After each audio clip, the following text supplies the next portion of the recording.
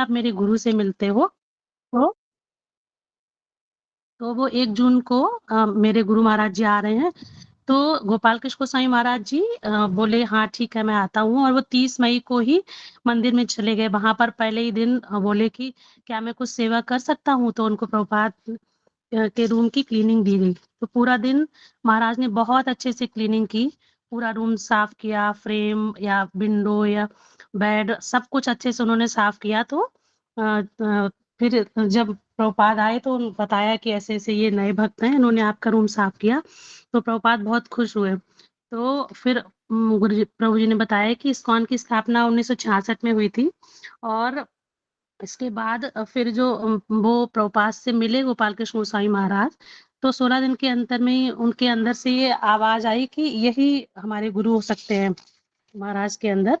तो मुझे मेरा जीवन इनको समर्पित करना है, ऐसा भाव उनके दिल में था। और वो मार्केटिंग में जॉब करते थे। प्रभुपाद बहुत खुश हुए और उन्होंने 3 महीने में ही उनको दीक्षा दे दी, और उनका दीक्षा का नाम गोपाल कृष्ण दास रखा।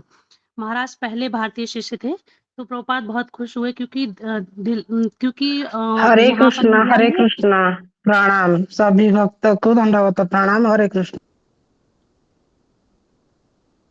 तो महाराज को यहाँ पर वो प्रभुपाद को इंडिया में कोई भी ऐसा भक्त नहीं था जिस पे वो बिलीव कर पाए कि वो यहाँ पर अच्छे से प्रचार करेंगे। तो जब गोपाल कृष्ण गोसाई महाराज मिले तो उनको था कि इतना इतना एजुकेटेड भी हैं, और बिजनेस मैनेजमेंट की इन्होंने पढ़ाई की है, तो ये बहुत अच्छी प्रीचिंग करेंगे। तो प्रभुपाद ने उनको यहाँ की मतलब इंडिया में की सेवा दे दी।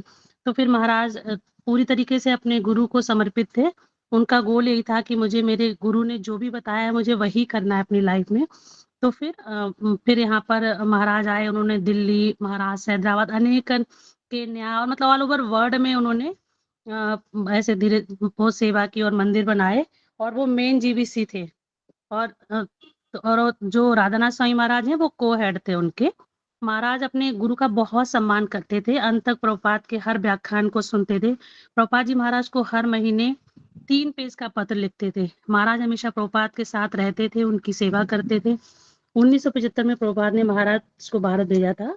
प्रभुपाद को इतना विश्वास था कि महाराज पर कि वो भारत में जो भी सेवाएँ थी तो महाराज ने उनको दी।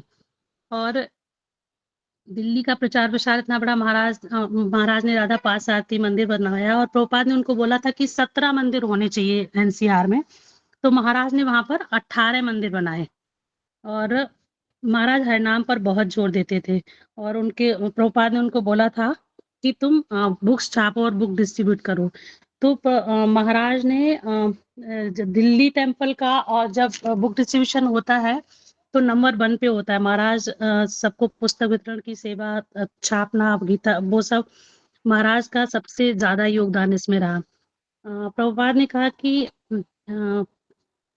प्रभुपाद बहुत खुश होते थे। 30 साल की उम्र में सारी ज़िम्मेदारी दे दी थी महाराज को। गुरु पर उनका अटूट विश्वास था, इसलिए उन्होंने उन्होंने मतलब गोपाल कृष्ण गोसाई महाराज ने कभी भी अपने गुरु को नाराज़ नहीं किया।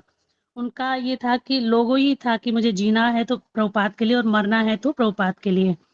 तो प्रभुपाद ने उनको रसिया का भी जीवीसी बनाया था। 1981 में महाराज ने कीर्तनानंद स्वामी से संन्यास दीक्षा ली थी। और 1 सेकंड प्रभु जी। तो इसके बाद फिर 1 साल के बाद ही कि उनको बोला गया कि आप खुद दीक्षा दे सकते हो। तो प्रभु जी ने बताया कि महाप्रभु की भविष्यवाणी थी कि प्रभुपाद ने कि मतलब नगर-नगर हर जगह पे भगवान का नाम फैलेगा। तो प्रभुपाद ने तो इसको किया ही, और महाराज ने भी ये पूरा सब करके दिखाया। तो यमुना माता जी हैं जो प्रभुपाद डिसाइपल है, वो कहती थी कि हमारा सेंटर कोलंबिया में था। महाराज साल में 1 बार वहाँ जाते थे और हमें इंस्पायर करते थे कि विश्व के हर कोने में जाकर महाराज प्रचार करते थे। और गुरु के प्रति समर्पण का तो उनका है ही। तो राधा रासमारी कनाडा और अन्य राज्यों देशों में हर जगह उन्होंने जो भी मंदिर बनाए। तो मैंने कल एक इंसिडेंट और सुना महाराज का कि महाराज एक बार वृंदावन जा रहे थे। तो जो ड्राइवर था वो बहुत तेज गाड़ी चला रहा था। तो एक पक्षी आया, महाराज की गाड़ी से टकराया, और वो पक्षी गिर गया, मतलब मरने की कंडीशन में था। तो महाराज ने उस ड्राइवर को डांटा और उसको गाड़ी बैक करने को बोला। तो गाड़ी बैक करके जब लेके गए तो महाराज गाड़ी से उतरे और उन्होंने फिर उनके उस पक्षी के लिए वहां बैठ के एक माला का जप किया और कीर्तन किया। तो मतलब इससे हम समझ सकते हैं कि महाराज में कितनी दया थी, कितनी करुणा थी। मतलब उनके सच में उनका गुणगान करना बहुत मुश्किल है। लेकिन प्रभुपाद कहते थे कि गोपाल कृष्ण जो बहुत अच्छा लड़का है, इसको प्रोत्साहित करो। महाराज की विनम्रता, दया, प्रेम, करुणा, इसका वर्णन करना बहुत ही मुश्किल है। तो इतना ये सब मैंने जो भी प्रभु जी ने बताया थोड़ा सा लिखा था, थोड़ा कुछ जो भी याद था प्रभु जी मैंने बोला। कुछ गलती हो तो क्षमा करना। Thank you so much. Hare Krishna प्रभु जी, दंडवत प्रणाम। सभी भक्तों के चरणों में दंडवत प्रणाम। बहुत सुंदर माता जी, बहुत सुंदर। Thank you. हरि बोल धन्यवाद माता जी, माता जी। बहुत सुंदर। हरे हरे कृष्णा। बहुत कृष्णा, सुंदर सभी माता भक्तों को जी। दंडवत प्रणाम। हरे कृष्णा। हरे कृष्णा सबको दंडवत हरे प्रणाम। कृष्णा हरे माता जी, कृष्णा सब भक्त चरण दंडवत प्रणाम। हरे कृष्णा हरे दंडवत कृष्णा प्रणाम, सभी भक्तों के चरणों में दंडवत प्रणाम। हरे कृष्णा सभी भक्तों को दंडवत प्रणाम।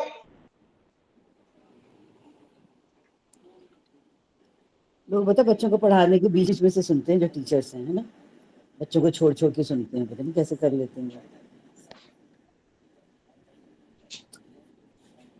आप इसी प्लेट में खा गए आप? अच्छा ना।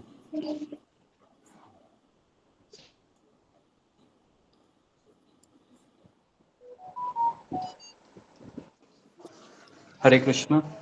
हरे कृष्णा। दंडवत प्रणाम गुरु जी, हरे कृष्णा। हरे कृष्णा। कृष्णा गुरु जी दंडवत। हरे कृष्णा गुरु जी, दंडवत प्रणाम। सभी वैष्णव हरे को दंडवत कृष्णा गुरु प्रणाम। जी, हरे कृष्णा प्रणाम, दंडवत प्रणाम गुरु जी। दंडवत प्रणाम। हरे कृष्णा गुरु हरे जी, कृष्णा दंडवत गुरु जी प्रणाम, सभी प्रणाम। भक्त चरण दंडवत प्रणाम। प्रणाम। हरे कृष्णा। दंडवत प्रणाम। हरे कृष्णा। हरे कृष्णा। हरे कृष्णा जी। ओम अज्ञानतिमिरन्धस्य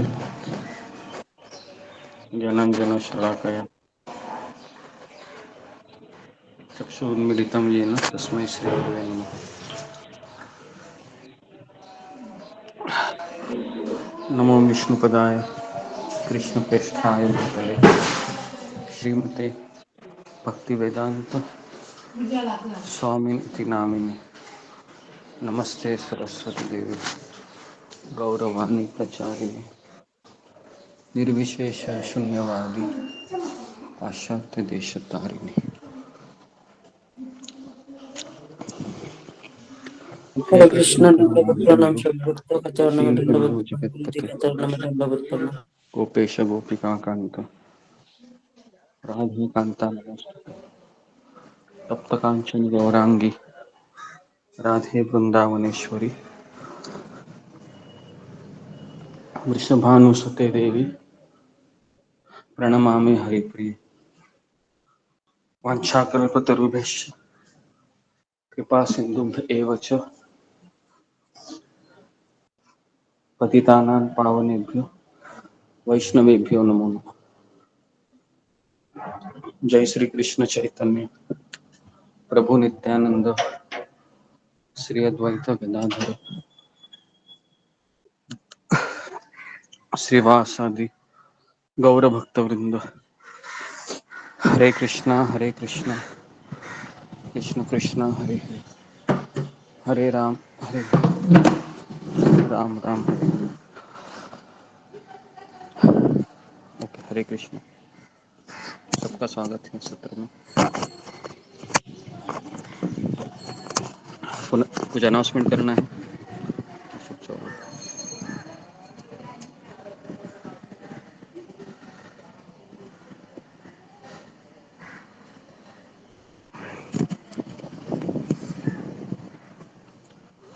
अशोक चावला प्रभु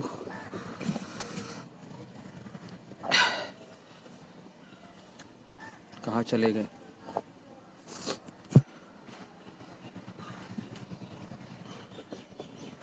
एक मिनट।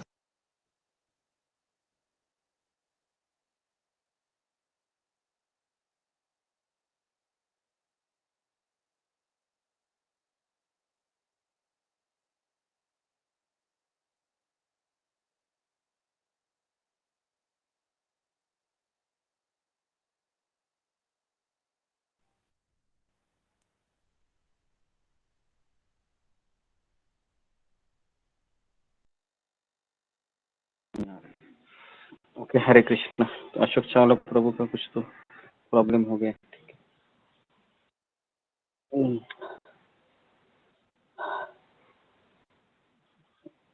ठीक है।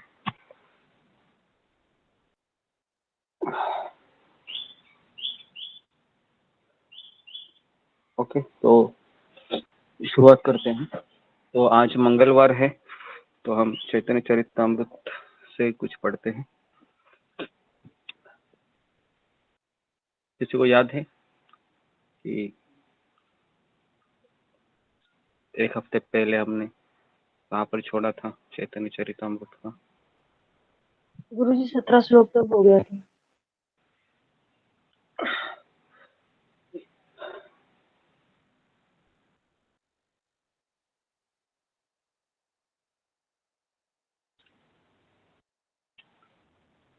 जय जय श्री चैतन्य जय नित्यानंद जय द्वैत चंद्र जय गौर भक्त वृंद। जय जय श्री चैतन्य जय नित्यानंद जय द्वैत चंद्र जय गौर भक्त वृंद।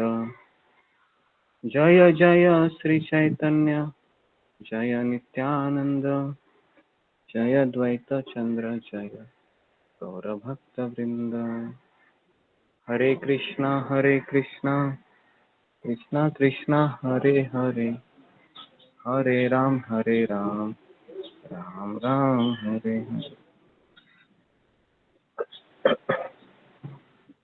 ओके, हरे कृष्णा। तो हम आगे बढ़ते हैं आज कि पिछले सप्ताह हमने चर्चा किया था कि 4 प्रकार की मुक्तियां होती हैं जो वैकुंठ लोक में प्रवेश कराती है, और एक मुक्ति होती है जो हमें ब्रह्म ज्योति में प्रवेश कराती है। कौन मुझे बताएगा ये 4 मुक्तियां कौन सी है जो हमें वैकुंठ लोक में प्रवेश कराती है? उसका नाम बताइए। और एक मुक्ति ऐसी है जो हमें ब्रह्म ज्योति में प्रवेश कराती है।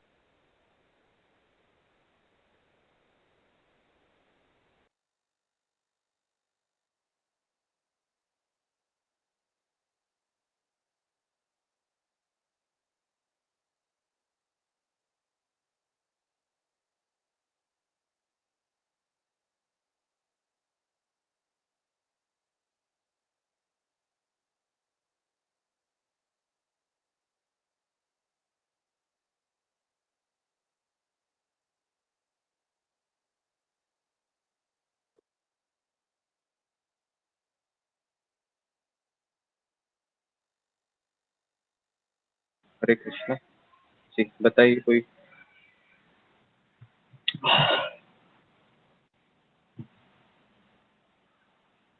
चार प्रकार की कौन सी मुक्तियां हैं?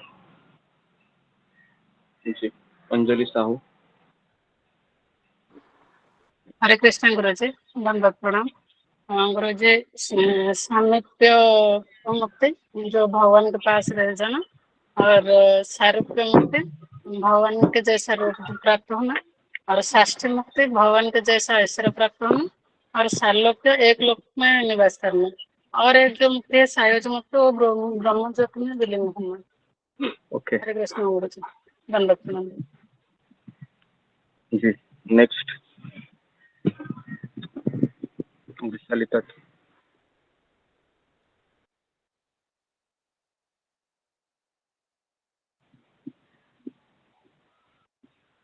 जी, तो मेरा अगला प्रश्न है कि भक्तगण सायुज्य मुक्ति क्यों नहीं स्वीकार करते हैं? फिंगर को रेज कीजिए। भक्त लोग सायुज्य मुक्ति को क्यों नहीं स्वीकार करते हैं? बताइए कि जी, सुजाता। हरे हरे कृष्ण गुरु धन्यवाद।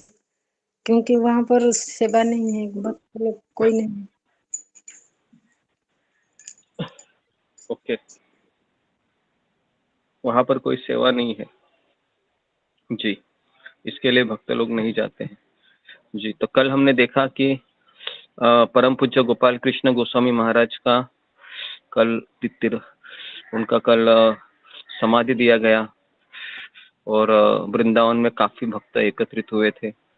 ऐसा सैलाब हुआ था कि बहुत सारे भक्तगण आए थे।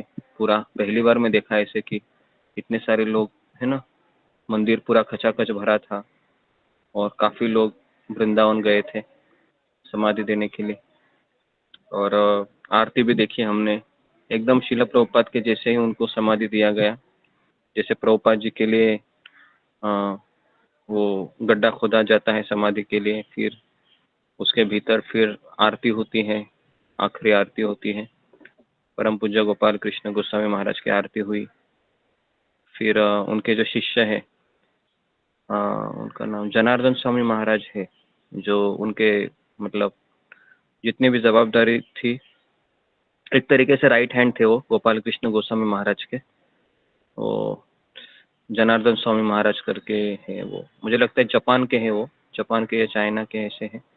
तो वह उन्होंने आरती की जब वह गोपाल कृष्ण गोस्वामी महाराज को नीचे रखा गया, है ना। और फिर पूरा नमक है, सफ़ेद कलर का नमक के अंदर उनको पूरा ऐसे दफनाया गया और फिर वह मिट्टी डाल दी गई, है ना। तो इस तरीके से समाधि का, अभी आप जब भी वहाँ पर जाओगे, कभी गए वृंदावन में, तो उस जगह पर आपको उनकी अनुभूति होती है कि वो वास्तव में वहीं पर है।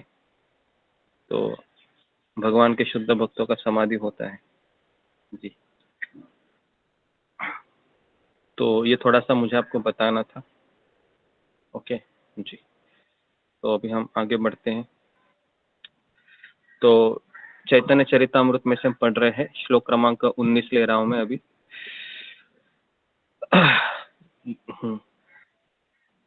युग धर्म प्रवर्तन में नाम संकीर्तन, चरि भाव भक्ति दिया नाचामु भुवन।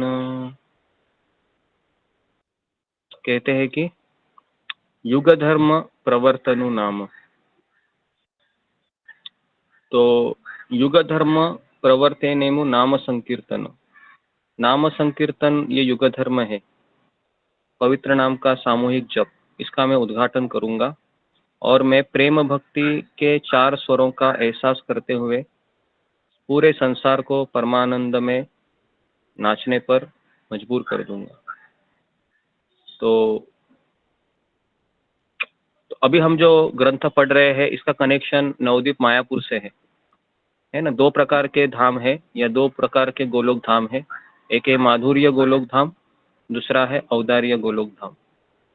औदार्य में चैतन्य महाप्रभु राधा रानी का भाव लेकर रहते हैं और माधुर्य धाम में स्वयं राधा और कृष्ण दोनों एक साथ लीला करते हैं। श्लोक क्रमांक 20।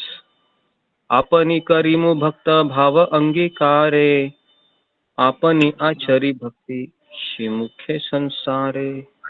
मैं एक भक्त की भूमिका स्वीकार करूंगा और मैं स्वयं इसका अभ्यास करके भक्ति सेवा सिखाऊंगा।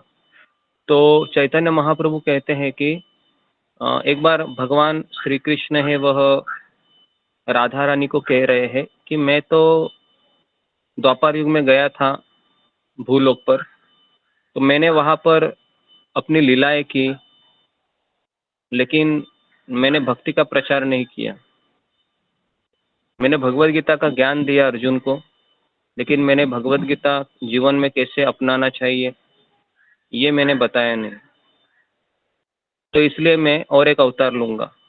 तो कलयुग में भगवान है वह चैतन्य महाप्रभु के रूप में आते हैं और कहते हैं मैं एक भक्त की भूमिका स्वीकार करूंगा।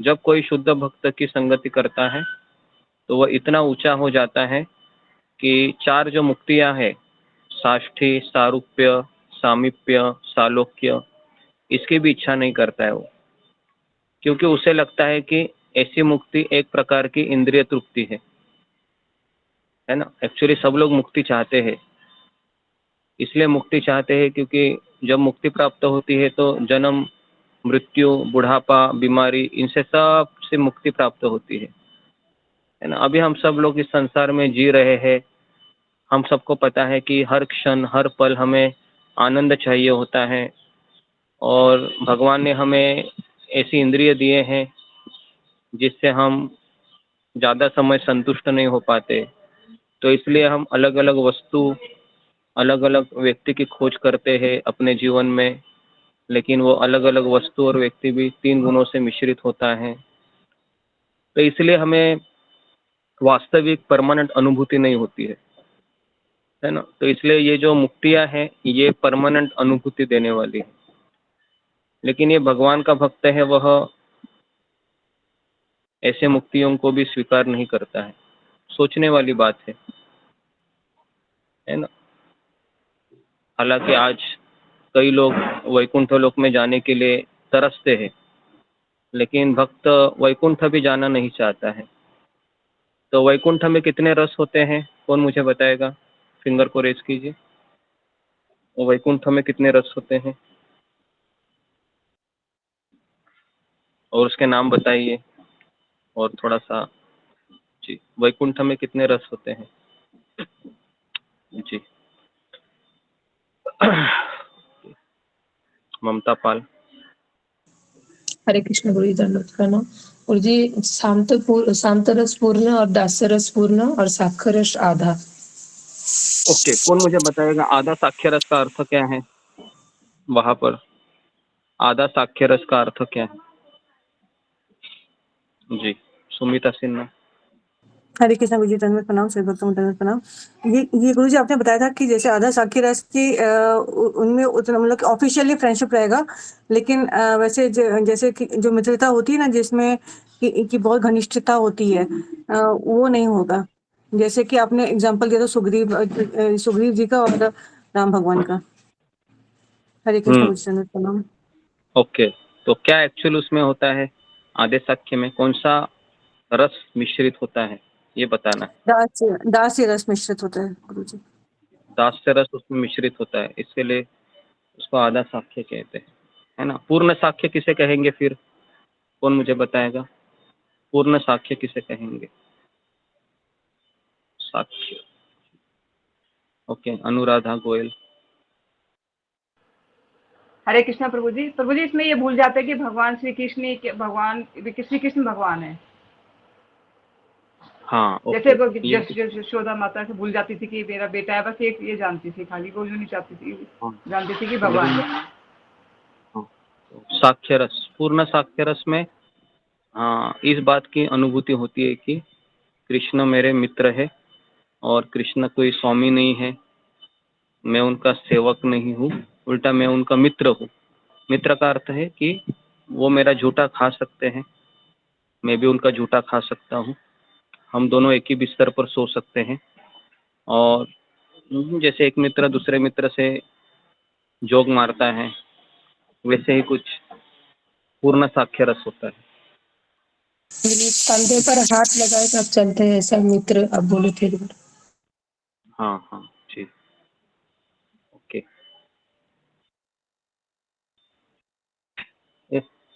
मुझे जरा पावर बैंक दूंगा। अगला श्लोक लेते हैं, श्लोक क्रमांक 21। आपने ना, एक मिनट,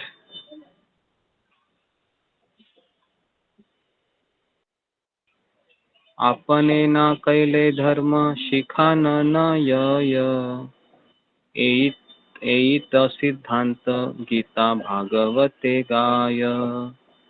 आपने न कैले धर्म शिखा न याय एत सिद्धांत गीता भागवत गाय। तो यहाँ पर चैतन्य महाप्रभु कह रहे हैं कि जब तक कोई स्वयं भक्ति का अभ्यास नहीं करता वह इसे दूसरों को नहीं सिखा सकता। इस निष्कर्ष के वास्तव में गीता और भागवत में पुष्टि की गई है। तो कौन मुझे बताएगा कि ऐसा क्यों लिखा गया है कि जब तक व्यक्ति स्वयं भक्ति का अभ्यास नहीं करता है वह दूसरों को नहीं सिखा सकता?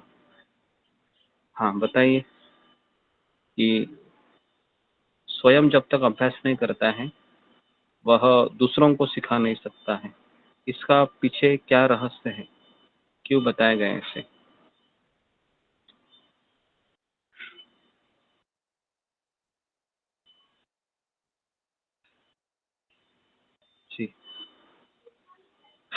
सुजाता।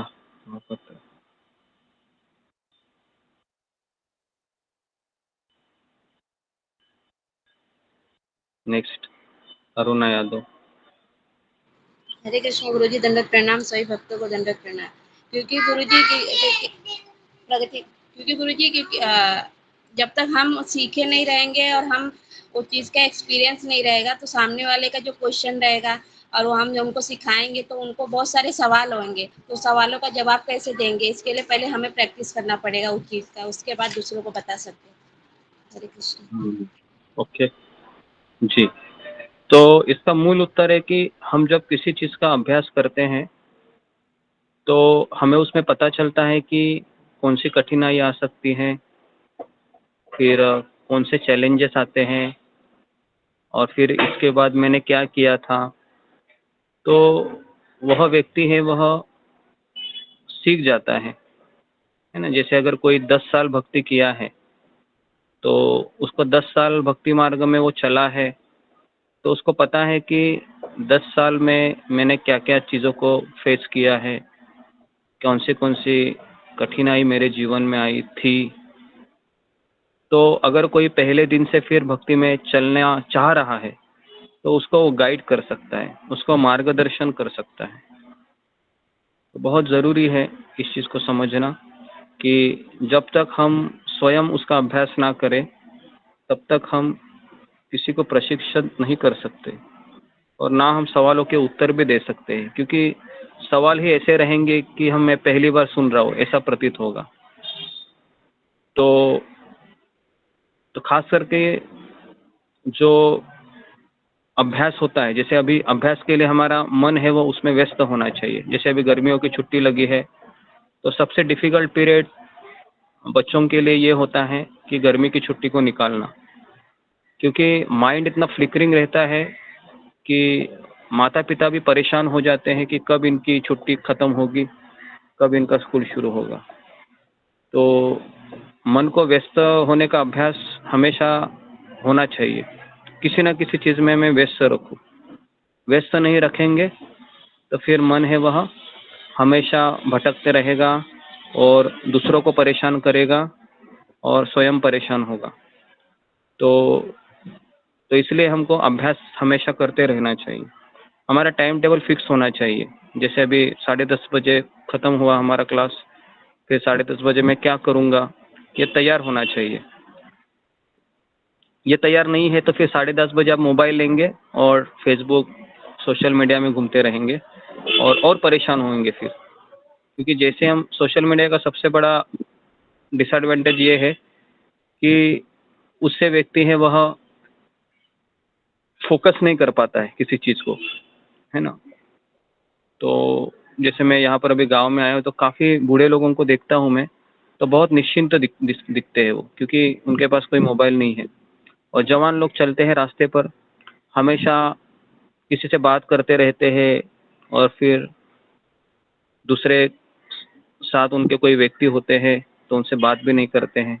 अजीब लगता है सब। तो अभ्यास करना चाहिए हमें, और जब भी हमें खाली समय मिले और अगर अभ्यास करने की भी इच्छा नहीं है तो माला लीजिए, और इच्छा नहीं है कोई बात नहीं, हरे कृष्णा बोलते रहिए आंखें बंद करके, है ना। एटलीस्ट मेरा मन व्यस्त रहेगा। तो यहाँ पर भगवान चैतन्य महाप्रभु हैं, वह कह रहे हैं कि जब तक कोई स्वयं भक्ति का अभ्यास नहीं करता दूसरों को नहीं सिखा सकता, दूसरों को नहीं सिखा सकता। श्लोक क्रमांक 22। यदा यदा हि धर्मस्य ग्लानिर्भवति भारत अभ्युत्थानम अधर्मस्य तदात्मानं सृजाम्यहम्, है ना। अभी ये श्लोक आया है चैतन्य चरितामृत में कि जब जब धर्म की ग्लानि होती है और अधर्म की स्थापना होती है तब तब मैं इस संसार में अवतार लेता हूँ। हम सबको ये श्लोक पता है। परित्राणाय साधूनां विनाशाय च दुष्कृतां धर्म संस्थापनार्थाय संभवामि युगे युगे, है ना। तो भगवान है वो 3 कारणों के लिए इस संसार में आते हैं। कौन बताएगा मुझे वो 3 कारण कौन से हैं? फिंगर को रेस कीजिए, बताइए। भगवान 3 कारणों के आले। सब लोग अपने कैमरा को ऑन कीजिए और माइक को बंद रखिए। हाँ, कैमरा आपको हमेशा ऑन होना चाहिए, नहीं तो आप रिमूव हो सकते हैं जी। हाँ, बताइए कौन से 3 कारण हैं जिसके लिए कृष्ण हमेशा इस संसार में आना चाहते हैं, है ना जी? क्या ऐसा कारण है? गीता के अनुसार बोल रहा हूँ मैं, भगवत गीता के अनुसार जी। ओके, रीना गंगवार। हरे कृष्णा प्रभु जी, दंडवत प्रणाम। प्रभु जी, धर्म की स्थापना के लिए, असुरों का संहार करने के लिए और भक्तों को आनंद प्रदान करने के लिए। भक्तों को आनंद प्रदान करने से। ओके, तीनों में से भगवान के लिए प्रायोरिटी भगवान किसको देते हैं? तीनों में भक्तों को से आनंद प्रदान भक्तों को आनंद प्रदान करने। हाँ, भक्तों को आनंद देने के लिए करते हैं एक्चुअली, है ना। भगवान का मूल फोकस भक्त होते हैं, ये नहीं होता है कि असुर को मार दो।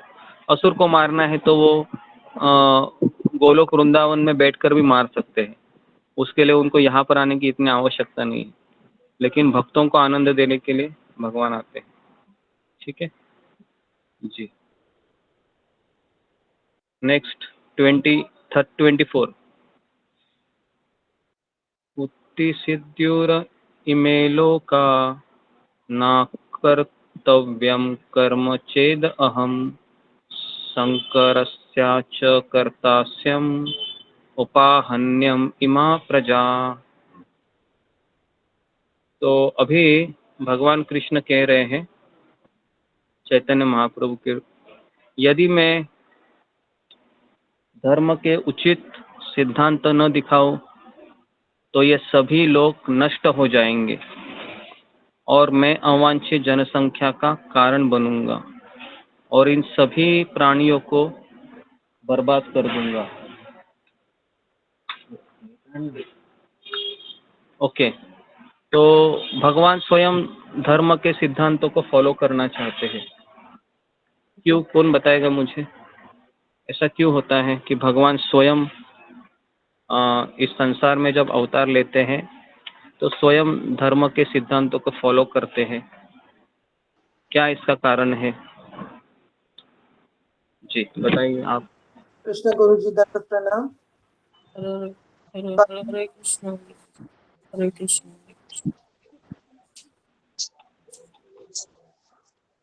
जी नेक्स्ट बोलो जी, बोलिए अभी आप।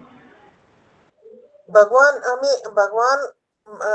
भक्तों के लिए ये दिखाना चाहते हैं कि जैसे हमें जैसे वो आचरण करते हैं तो हम भक्त भी वैसे ही आचरण करेंगे। अगर भगवान वैसे आचरण करेंगे तो भक्त भी नहीं करेंगे। ऐसे करने से भगवान कहते हैं तब अवांछित जनसंख्या का प्रारंभ होगा। इसलिए भगवान धर्मों का सिद्धांतों का पालन करते हैं।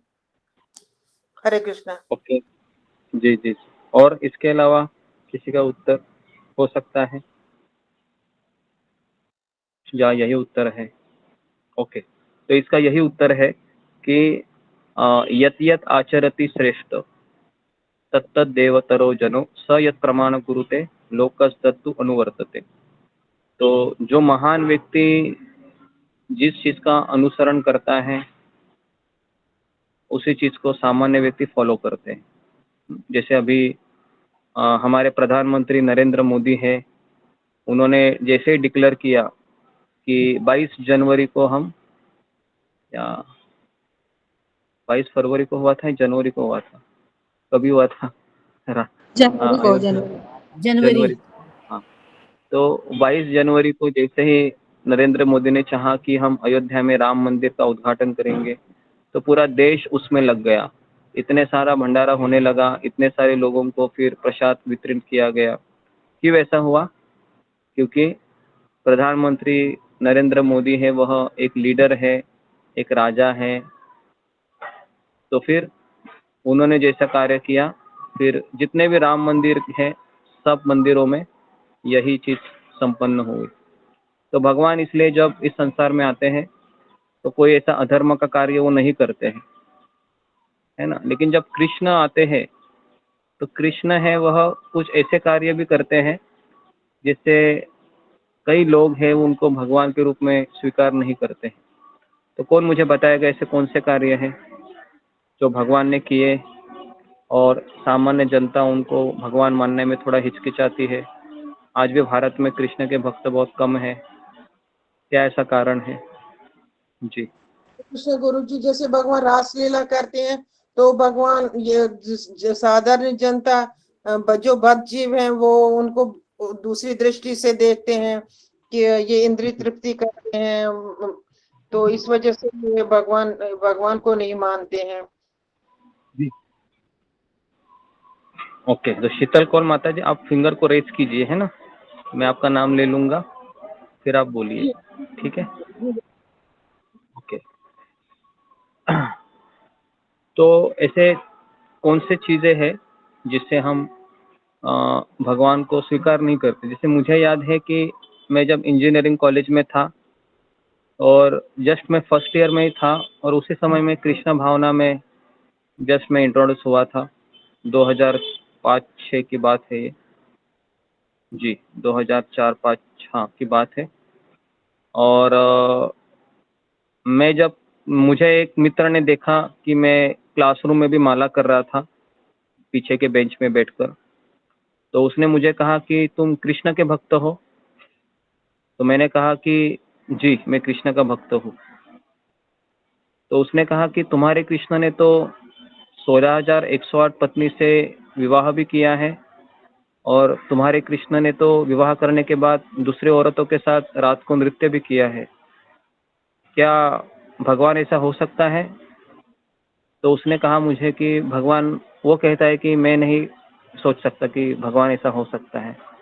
तो इसलिए तो इसके प्रश्न ने फिर मेरे दिमाग में भी काफ़ी हड़कंप मचा दी। मैं तो नया नया था, इस प्रश्न का उत्तर मैं भी नहीं जानता था। तो जब तक कि मैं आश्रम में ना जाऊं तब तक मेरा दिमाग बहुत घूम रहा था इस प्रश्न से। उसका नाम शार्दुल था, शार्दुल जादव ऐसा कुछ नाम था उसका, नाम अभी भी याद है मुझे। तो मैंने फिर आश्रम में जाकर कहा कि मेरा मित्र ऐसा कह रहा है कि आपका कृष्ण है वह 16,108 पत्नी से विवाह भी किया करता है, फिर दूसरे औरतों के साथ नृत्य भी करता है। तो उसने कहा कि तुम्हारा भगवान तो अच्छा आदमी नहीं है, अच्छा उसका आचरण नहीं है। जी, तो इस प्रश्न का आप उत्तर क्या देना चाहेंगे? मैं आपके सामने एक प्रश्न रखता हूँ, फिंगर को रेज कीजिए। अगर आपको कोई ऐसा सवाल पूछेंगे कि अरे तुम तो कृष्ण के भक्त हो, तुम्हारा भगवान तो ये सब चीजें गड़बड़ किया है, क्या उत्तर देना पसंद? हरे कृष्णा गुरु जी, जैसे ये फिंगर को रेज कीजिए। हरे कृष्णा माता जी, मैं आपका नाम ले लूंगा, है ना, यहाँ पर काफी भक्त हैं, आप फिंगर को रेज कीजिए, आपका नाम ले लूंगा मैं। जी, रितु जटवानी। हरे कृष्ण प्रभु जी, दंडवत प्रणाम, सभी के चरणों में दंडवत प्रणाम। प्रभु जी, मुझे ऐसा लगता है कि अगर कोई मुझसे ये पूछेगा कि आपका कृष्ण तो 16,108 रानियों से विवाह किया है और उसके बाद भी रास लीला किया है, तो वो भगवान है, भगवान कर सकते हैं। और हमारी जो आंखें हैं वो सिर्फ उन्होंने इतना ही दिया है हमको कि हम थोड़ी सी ही चीजें देख सकते हैं। हम उनकी लीलाओं में उनकी जो बहुत सारी ऐसी चीजें हैं जो हम समझ ही नहीं सकते हैं भगवान की। हम एक जो बद्ध जीव है वो एक पत्नी को भी नहीं रख सकता है, और एक साथ भगवान ने अगर 16,108 रानियों को शादी की भी है उनसे, तो वो हर हर पत्नी के साथ हर टाइम पे अलग अलग एक्सपेंड किया है उन्होंने अपने आप को। हम कर सकते हैं क्या एक्सपेंड? हम नहीं कर सकते। तो भगवान से हम अपने आप को कंपेयर कर ही नहीं सकते। और मतलब अगर कोई ऐसे बोलता है तो अगर मैं उनको यही बोलूंगी कि आप अपने आप को एक्सपेंड करके दिखाओ ना। 16,000 क्या, आप दो भी अगर पत्नी के साथ एक्सपेंड कर सकते हो एक साथ, तो करके दिखाओ। अगर हमारे भगवान ने एक्सपेंड किया है तो वो भगवान है ना। हम भगवान को और हम अपने आप को ये नहीं सोच सकते कि हम उनके जैसे हैं या हम उनको अपने आप से कंपेयर कर सकते हैं। मैं तो प्रभु जी यही बता जी जी जी जी जी जी, धन्यवाद। और इसके अलावा कोई एडिशनल कोई ऐड करना चाहेंगे इसी पॉइंट में? जी, मीना कुमारी जी। हरे कृष्णा गुरुदेव, दंडवत प्रणाम। हरे कृष्णा से भक्तों को दंडवत प्रणाम। गुरुदेव, भगवान जो पहले तो वो 6 ऐश्वर्यों के स्वामी हैं, और वो जो है अगर रासलीला करते हैं तो वो तो कालिया नाग पे डांस भी किया है उन्होंने, गोवर्धन पर्वत को भी उठाया है उन्होंने। तो और उसके बाद जो है वो स्वतंत्र है, वो प्रत्येक चीजें करने के लिए स्वतंत्र है। और यही जवाब इसका होगा गुरुदेव कि वो मतलब हमारे स्वामी है, वो किसी की पत्नी के साथ डांस कर सकते हैं, उनका डांस सांसारिक नहीं है। हरे कृष्णा धन्यवाद समझ रहे। ओके जी। और इसके अलावा एडिशनल पॉइंट जो अभी तक दोनों ने कहा जी, सिंह कविता जी हरे कृष्णा एडिशनल। गुरु। हाँ जी गुरु जी, हरे कृष्णा गुरु जी, धन्यवाद प्रणाम। हाँ गुरु जी, आपने बताया था एक बार कि जैसे कि हमें हमारी खुद की संपत्ति है, उस संपत्ति में से हम कुछ चीजें यूज करते हैं तो वे उसको हम अपनी ही संपत्ति है तो हम यूज कर सकते हैं। तो जैसे कि कृष्ण की ही सब संपत्ति है तो उसमें से कोई चीजें यूज कर रहे हैं तो हमारे उसके लिए हम विरोध नहीं कर सकते किसी चीज को। हरे कृष्णा गुरु जी, धन्यवाद प्रणाम। ओके, इसके अलावा एडिशनल पॉइंट कि अगर कोई चैलेंज करके कहता है कि हमारा कृष्ण है वह दूसरी ओर एक चीज, कृष्ण माखन चोर है, चोरी करता है, कृष्ण चोरी भी करता है, तुम्हारा भगवान चोरी करता है, अरे बाप रे, चोरी करना तो गलत बात होती है। तो फिर कहते हैं कि पता नहीं कृष्ण के ऊपर इतने आरोप है कि है ना, सामान्य व्यक्ति स्वीकार करने में कठिनाई होती है। तो और इसमें कोई एडिशनल पॉइंट जी, वैशाली तट। और हरे कृष्ण गुरु जी, धन्यवाद प्रणाम, सभी भक्तों को धन्यवाद प्रणाम। गुरु जी, अगर मुझसे कोई ऐसा सवाल पूछेगा तो मैं उनको यही जवाब दूंगी कि मैं कहूंगी कि जो भी भौतिक जगत है, जितना भी आध्यात्मिक जगत है, उसमें आने वाली हर एक वस्तु, हर एक जीवात्मा वो भगवान की प्रसन्नता के लिए है, भगवान की सेवा के लिए है और भगवान से ही आया हुआ है तो भगवान उसे जैसे चाहे इस्तेमाल करे अपनी प्रसन्नता के लिए। भगवान 16,000 स्त्रियों से शादी करे या जितने भी जीवात्मा है सभी से शादी करे, वो उनका सौभाग्य होगा। भगवान जिसको भी अपनी सेवा में लगाते हैं वो उनका सौभाग्य होगा, मैं यही उनको कहूंगी जी, तो एक बार जी, इसके अलावा जी रीना गंगवार। हरे कृष्णा गुरु जी, सारे आंसर्स तो जी ठीक है और बाकी है कि भगवान परम भोक्ता हैं, हर चीज के स्वामी वही हैं। तो जब वो हर चीज के स्वामी और इस पृथ्वी पर या पूरे ब्रह्मांड में जो भी चीज है या व्यक्ति है, कोई भी है, वो सब भगवान के ही अंडर में है। तो भगवान जिसको चाहे उसको बोल सकते हैं क्योंकि वो परम भोक्ता है। और भगवान जो भी मतलब जो स्त्रियां हैं तो इस पृथ्वी मतलब प्रकृति में कोई स्त्री है ही नहीं एक्चुअली, वो गोपियां भगवान की जो भक्त हैं। तो भगवान की गोपियों की इच्छा थी कि मैं भगवान के साथ रहूं, तो भगवान अपने भक्तों की इच्छा पूरी करने के लिए भी अपना ऐसे विस्तार करते हैं और उनका भोग करते हैं। और भगवान परम बैरागी भी हैं, तो भगवान इन चीजों से आसक्त नहीं होते हैं।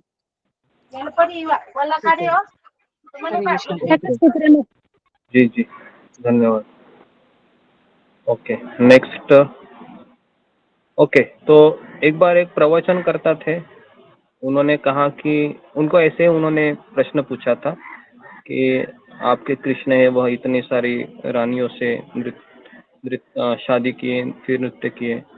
तो उन्होंने इसका उत्तर ऐसे दिया था कि अगर कृष्ण ने अगर आपके पत्नी के साथ भी नृत्य किया तो उसमें भी कृष्ण बेकसूर नहीं है।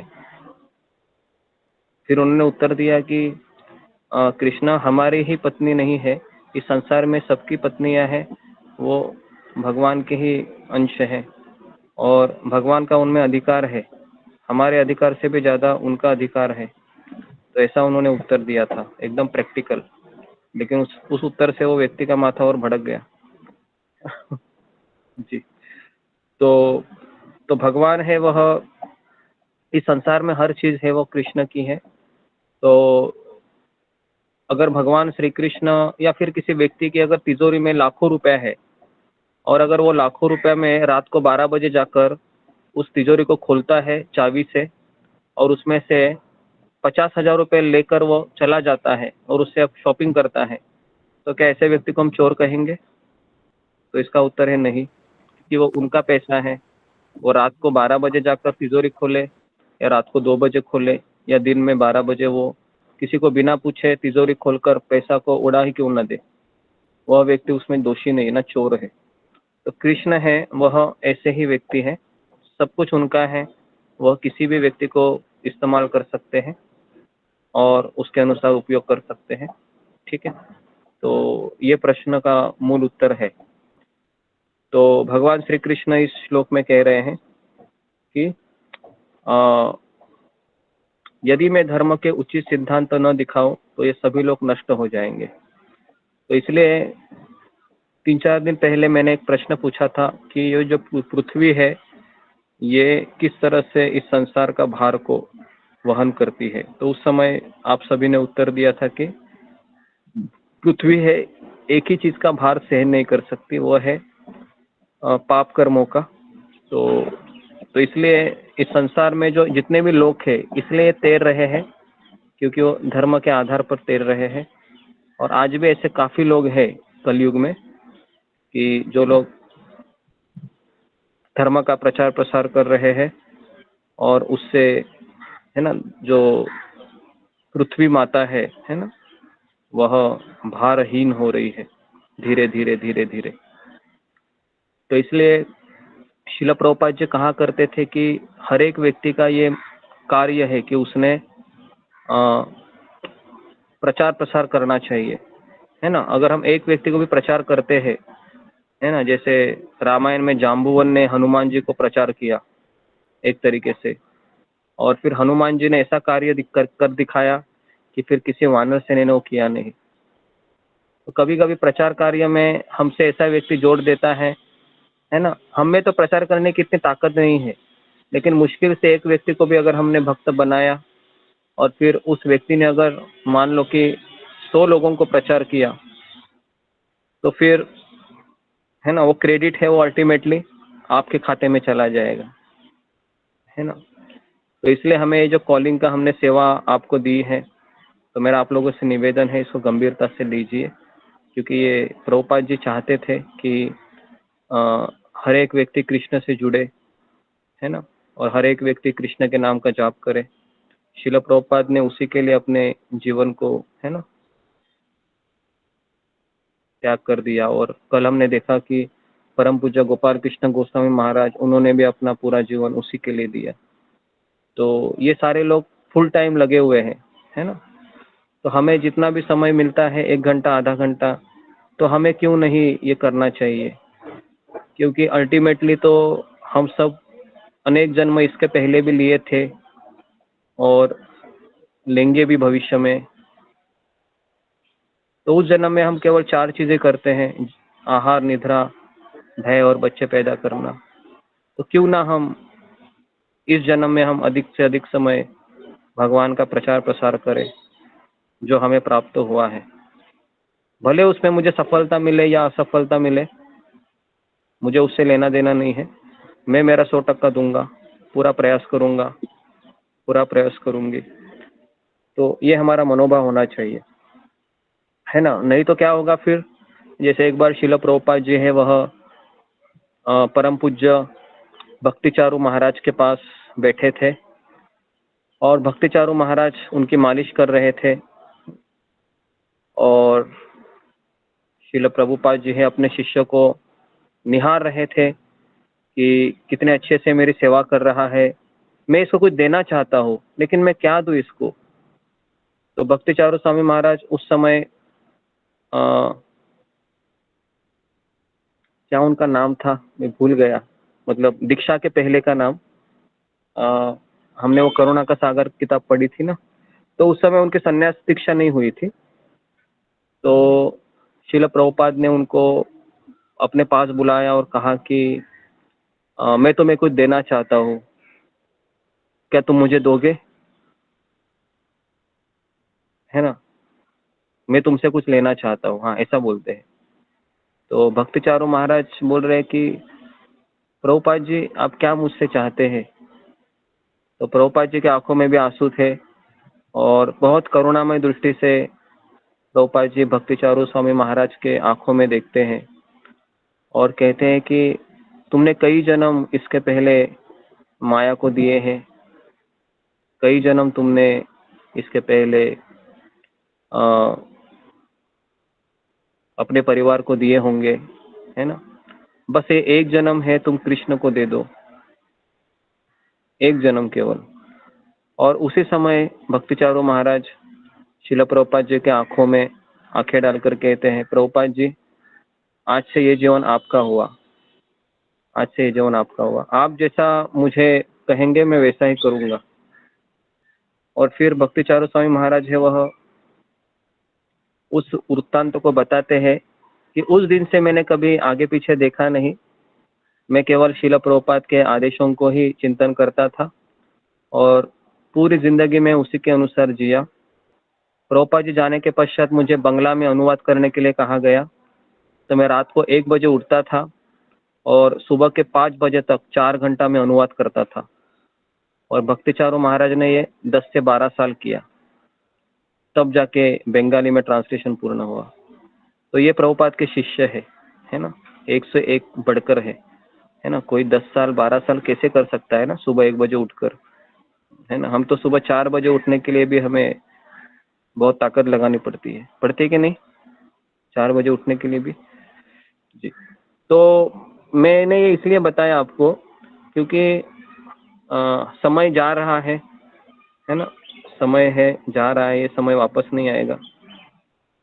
तो इसलिए हमें कमिटमेंट लेना चाहिए कि मैं इतना करूंगा प्रभुपाद जी आपके लिए, आपने मुझे इतना दिया है। क्योंकि माता पिता तो हमको एक शरीर देते हैं, लेकिन शरीर से मुक्त हमको एक आध्यात्मिक गुरु करता है प्रभुपाद जी जैसे, तो उनके प्रति हमारा ऋण बहुत ज्यादा हो जाता है, माता पिता से भी बढ़कर होता है। तो अगला श्लोक है श्लोक क्रमांक 25, यत् यत् आचरति श्रेष्ठ तत्तत् एव तरो जन स यत् प्रमाण कुरुते लोकस्य अनुवर्तते है। तो यहाँ पर मैंने बताया जैसे जैसे महापुरुष करते हैं सामान्य व्यक्ति उसका अनुकरण करता है, ठीक है। फिर युग धर्म प्रवर्तन हय अंश हयते आम विना अने नारे ब्रज प्रेम दीते। अभी यहाँ पर चैतन्य महाप्रभु बहुत बड़ी चीज बता रहे हैं। क्या बता रहे हैं? बता रहे हैं कि मैंने व्रज प्रेम है, मेरे पूर्ण भाग प्रत्येक युग के लिए धर्म के सिद्धांतों को स्थापित कर सकते हैं। हालांकि मेरे अलावा कोई भी व्रजवासियों द्वारा की जाने वाली प्रेम पूर्ण सेवा प्रदान नहीं कर सकता। तो भगवान श्री कृष्ण कहते हैं कि कृष्ण प्रेम मैं दे सकता हूँ जीवात्मा को, और कोई मेरा अवतार नहीं दे सकता, लेकिन उसके लिए भी पात्रता है। कौन मुझे बताएगा? भगवान श्री कृष्ण कृष्ण प्रेम देना चाहते हैं, तो भगवत गीता में कृष्ण कौन सी पात्रता का उल्लेख करते हैं, कौन से क्वालिफिकेशन बताते हैं, बताइए।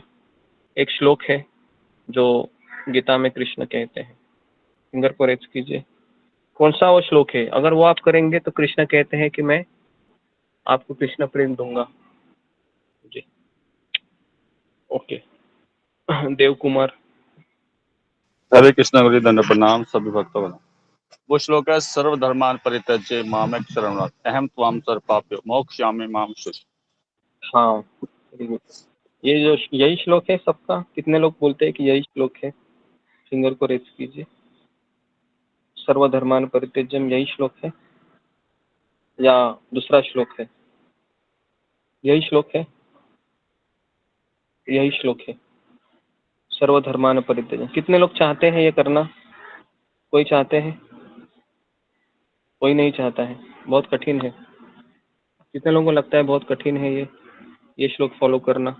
सर्वधर्मान परित्यज्यम, सब धर्म को छोड़ दो, मेरी शरण में आ जाओ, है ना। डरो मत, कृष्ण कहते हैं कि डरते हैं ना हम बहुत, तो इसके लिए कृष्ण कहते हैं डरो मत, मैं तुम्हें पाप से मुक्त कराता हूँ, आ जाओ मेरी शरण में, सब कुछ छोड़ दो। तो यहाँ पर कृष्ण कौन से धर्म को छोड़ने के लिए कह रहे हैं? कौन मुझे बताएगा? फिंगर को रेज कीजिए। सर्वधर्मान परित्यज्य, परित्यज्य मतलब त्याग दे दो। सर्वधर्म, सारे धर्मों को। कौन से धर्म की बात कर रहे हैं जी? ऋतुपूर्ण।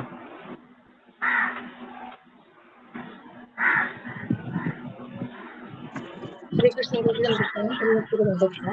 कि भगवान यहाँ पे कह रहे हैं कि तुम जो माता धर्म और पिता धर्म और जो पत्नी धर्म, ये सारे धर्म को छोड़कर तुम मेरी शरण में आ जाओ। ओके, और इसके अलावा जी अनुराधा गोयल।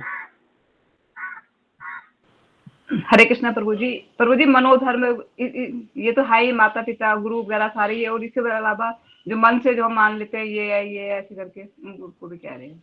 मनोधर्म, ओके, मनोधर्म का त्याग करने के लिए कह रहे हैं, ओके। दूसरा उत्तर है। इसके अलावा ऋतु जपवाल।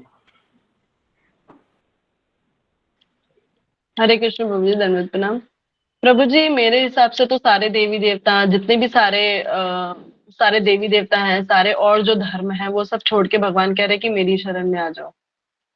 ओके जी, तो यहाँ पर बहुत सारे धर्म है, जो खास करके मनोधर्म है कि हमारे मन में कई धर्मों का हमने कनेक्शन लगाया है कि मुझे ये करना ही है, मुझे वो करना है ना। कई बार ऐसे होता है कि हम कर्तव्य का नाम तो देते हैं, लेकिन कर्तव्य के नाम के प्रति हम आसक्त भी हो जाते हैं, और फिर हमें कोई बता ही नहीं पाता है कि अरे आप कर्तव्य तो निभा रहे हैं, लेकिन आप भगवान को तो समय ही नहीं दे रहे हैं, है ना। कई लोगों को हम जब प्रचार करने जाते हैं तो कई लोग यही कारण हमें देते हैं कि अरे भगवान की भक्ति करने के लिए तो जिंदगी पड़ी है, पहले मैं परिवार के सब चीज को निपटा दूं, फिर हम आराम से भक्ति में लगेंगे। तो ये कभी होता नहीं है। तो हमें जिस परिस्थिति में है, जिस आयु में है, हमें भक्ति को स्वीकार करना चाहिए, भक्ति को पोस्टपोन नहीं करना चाहिए। किसने ये उत्तर दिया था कि हम भक्ति को पोस्टपोन नहीं कर सकते? कौन से वो आचार्य है? फिंगर को रेज कीजिए जिन्होंने कहा आप भक्ति को पोस्टपोन नहीं कर सकते। जी, कौन से वो आचार्य है? आपको नाम पता होना चाहिए, कई बार हमने उसका जिक्र किया है। जी, विशाली तट। जी मुझे लगता है प्रभुपाद जी के जो गुरु है भक्ति सिद्धांत स्वामी श्री सरस्वती ठाकुर प्रभुपाद। क्या कहा था उन्होंने? प्रभुपाद जी ने कहा था कि अभी हमें स्वतंत्रता चाहिए हमारे देश को, तो वहाँ फिर कहा था कि हमें भक्ति को पोस्टपोन नहीं करना चाहिए, भक्ति के किसी भी हालत में हमें प्रचार प्रसार करना चाहिए। क्षमा कीजिए मुझे। तो क्या ऐसा कहा था प्रभुपाद जी ने जिससे उनको ये उत्तर मिला? तो प्रभुपाद जी ने कहा था कि पहले हमारे देश को स्वतंत्र हो जाने दो, अभी हमारा देश गुलामगिरी के जंजीर में अटका हुआ है। तो प्रभुपाद ने ये आर्गुमेंट दिया था, और उनके आध्यात्मिक गुरु ने कहा कि हम भक्ति को पोस्टपोन नहीं कर सकते। अगर कोई कहता है कि अभी मेरे बच्चे छोटे हैं, मेरा पति है मुझे नहीं सुन रहा है, भक्ति के लिए बहुत अपोज कर रहा है, तो मैं पोस्टपोन करता हूँ, मैं पोस्टपोन करती हूँ, तो इसके उपलक्ष्य पर ये उत्तर है कि हम भक्ति को पोस्टपोन नहीं कर सकते। भक्ति जिस अवस्था में आपको प्राप्त हुई है उसको ग्रैब करो, पकड़ लो उसको, क्योंकि इतनी जन्मों में ये आसानी से मिली नहीं है, और अभी मिल रही है तो हम पोस्टपोन कर रहे हैं। अगर हम भक्ति को पोस्टपोन करेंगे तो इसके क्या परिणाम होंगे? जी, फिंगर को रेज कीजिए। अगर मैं अभी सोच रहा हूँ कि भक्ति करने के लिए मेरा उम्र नहीं है, या मेरे कर्तव्य बहुत ज़्यादा है, या फिर उचित माहौल नहीं है, परिस्थितियाँ विपरीत है, तो क्या उसके परिणाम हो सकते हैं अगर मैं पोस्टपोन करता हूँ? जी, सुमिता सिन्हा। हरे कृष्णा गुरु जी, दंडवत प्रणाम, सभी भक्तों को दंडवत प्रणाम। ये जो गुरु जी, मेरे को लगता है कि हम फिर हम कभी निकल नहीं पाएंगे, जीवन मृत्यु से कभी निकल नहीं पाएंगे, क्योंकि अगले जन्म का कोई जो गारंटी नहीं है कि हमारा जन्म कहाँ होगा, कौन लोग मिलेंगे, बुरी समय परिस्थिति क्या होगी। जब हमें गुरु मिले हैं, सारा जो भी हमें समझ में आया है कि हाँ ये भक्ति क्या होती है, तो हमें आज से ही स्टार्ट कर देना चाहिए। अगले जन्म का या तो अगले टाइम का ये इंतजार नहीं करना चाहिए गुरु जी। हरे कृष्ण कृष्ण।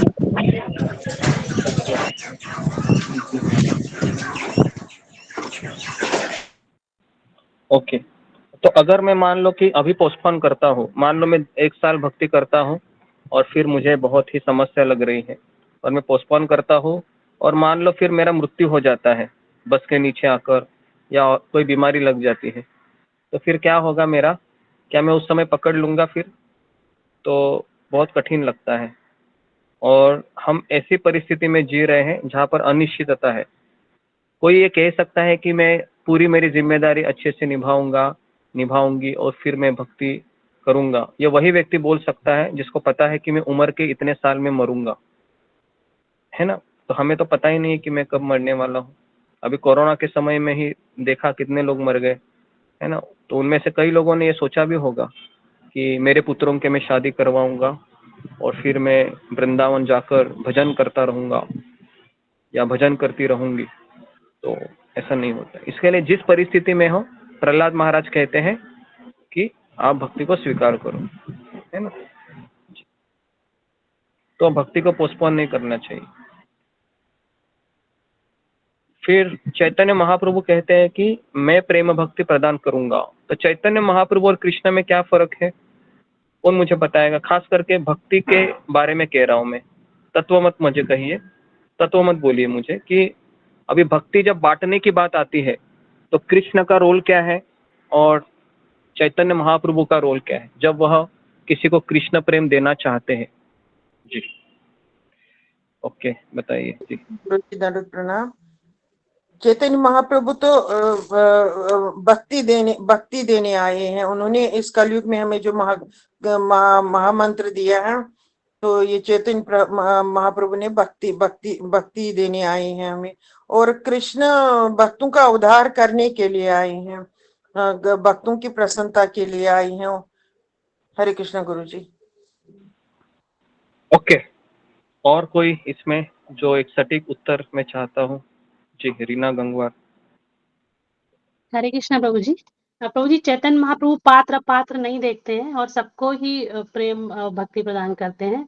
और कृष्ण जो है वो कहते हैं सर्वधर्मान परित्यज्य मां में, वो एक शर्त रखते हैं कि सभी धर्मों को छोड़ के मेरे शरण में आओ।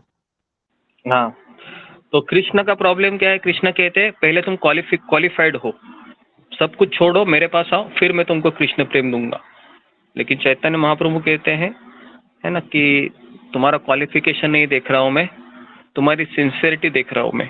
बस केवल इच्छा करो, मुझे भक्ति करना है, मैं तुमको दे दूंगा, है ना। तो अभी हम सब लोग कलयुग में ऐसे ही है। कोई मुझे बताएगा हमारा क्या क्वालिफिकेशन है?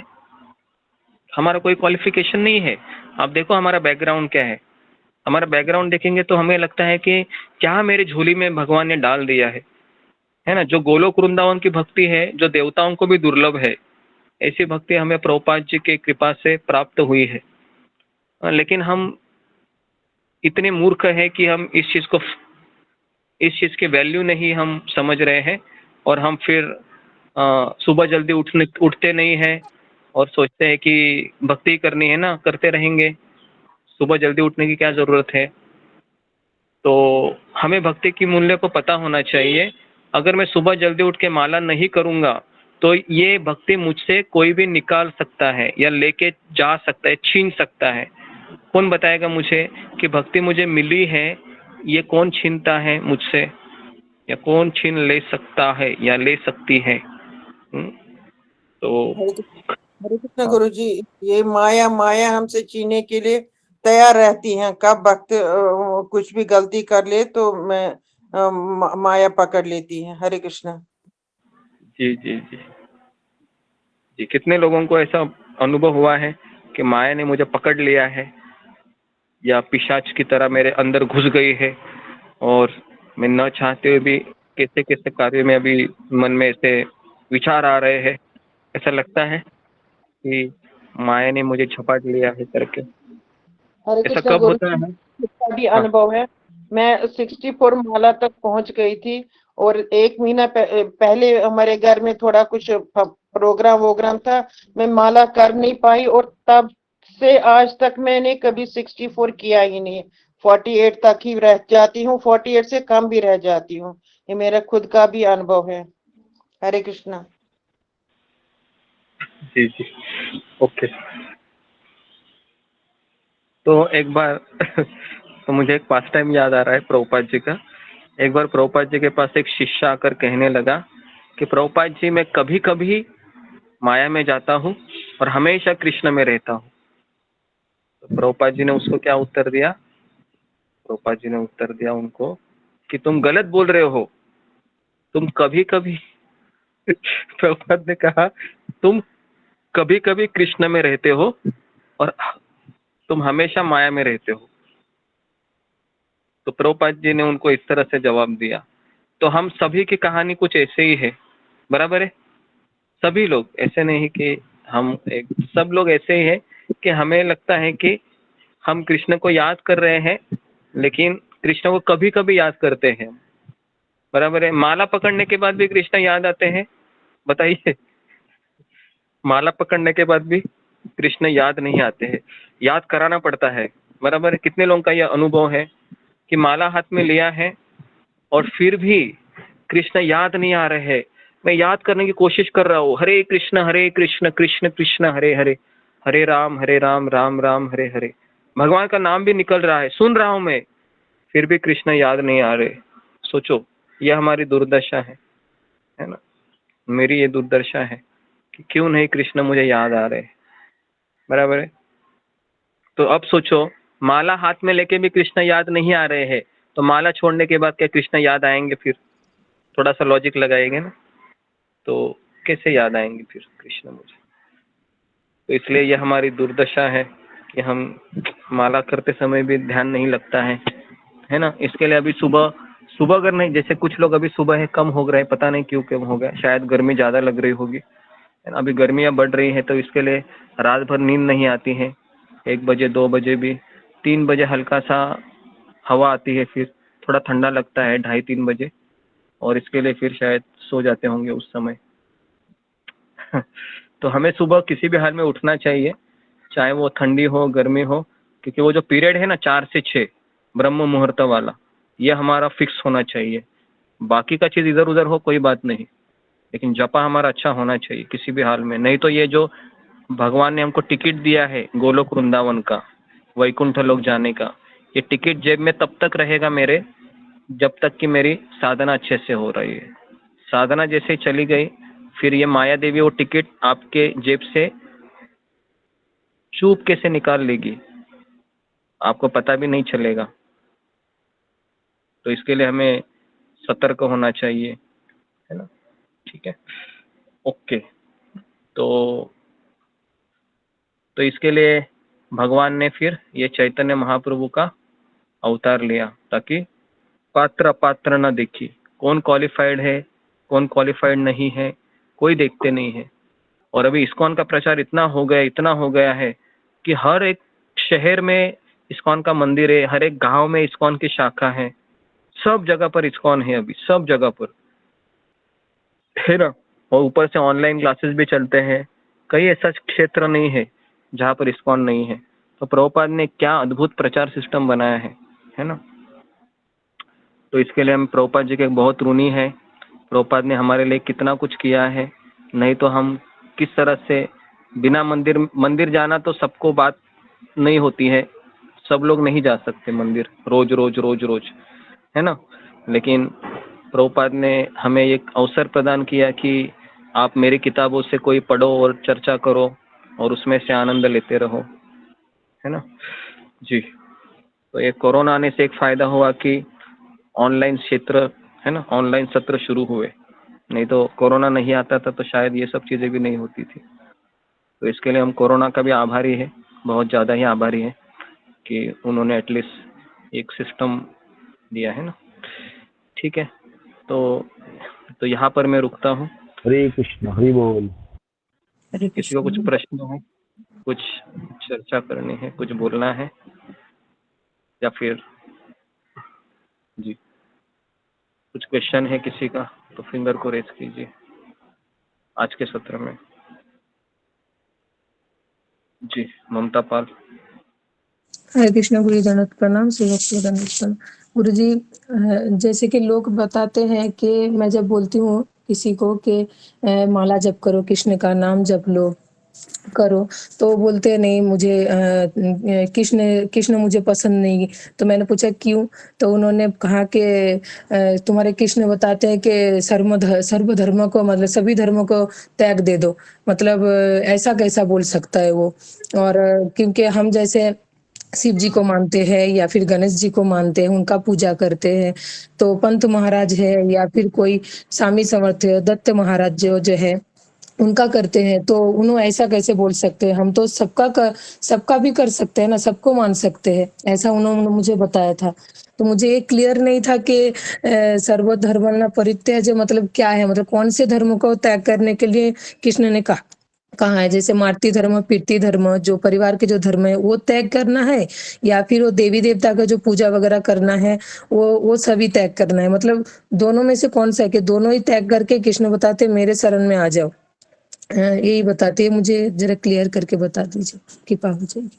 कृष्ण मैं त्याग करने का अर्थ है, देखो ये त्याग करना तभी ठीक है, ये द्वापर युग में भगवान ने कहा था। अभी तो अगर हम आध्यात्मिक गुरु हमको जो प्रभुपाद ने हमें बताया है उसी के अनुसार हमको चलना है, कि क्योंकि हमको पता नहीं कि उस समय मुझे क्या त्याग करना है।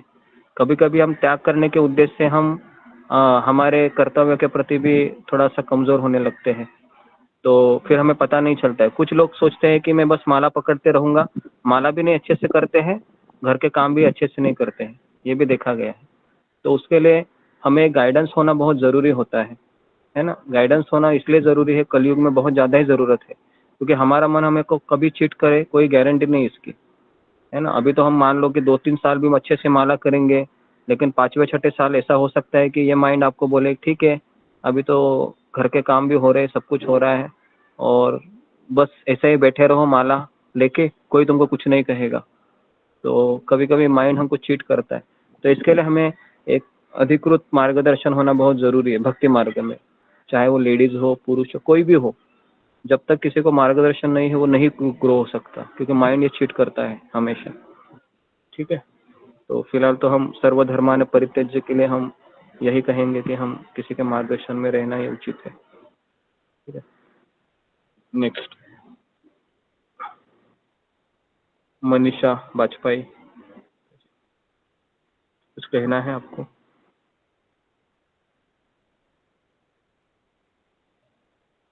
ठीक है, तो यहाँ पर मैं रुकता हूँ। आप सबका बहुत बहुत धन्यवाद। शील प्रभुपाद की जय, गुरुदेव की जय। हरे कृष्ण कृष्ण